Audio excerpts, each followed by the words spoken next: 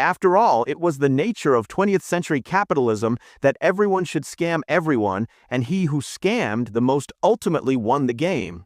On that basis, I was the undefeated world champ. It was as if I was bulletproof or something.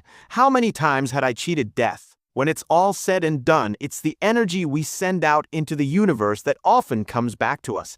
That's a universal law, love. There's no nobility in poverty. I've been rich and I've been poor, and I choose rich every time.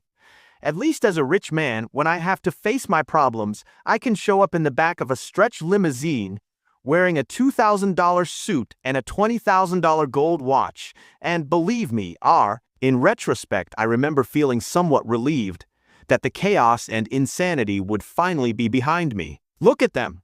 As much money as they make, every last one of them is broke. They spend every dime they have trying to keep up with my lifestyle. But they can't, because they don't make enough.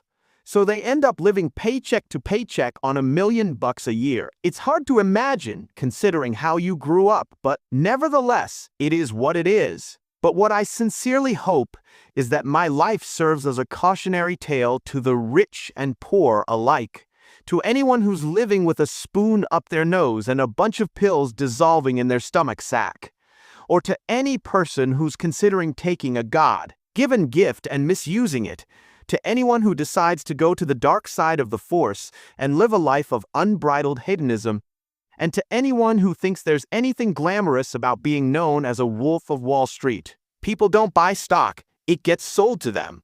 Don't ever forget that. The wolf strikes again. One day, I gestured with my chin toward the plate glass, all that will be gone, and so will all that so-called loyalty. And when that day comes, I don't want you to have any knowledge of some of the things that went on here. That's why I'm evasive with you sometimes. It's not that I don't trust you or that I don't respect you or that I don't value your opinion. It's the opposite, Dad. I keep things from you because I love you and because I admire you and because I want to protect you from the fallout when all this starts to unwind.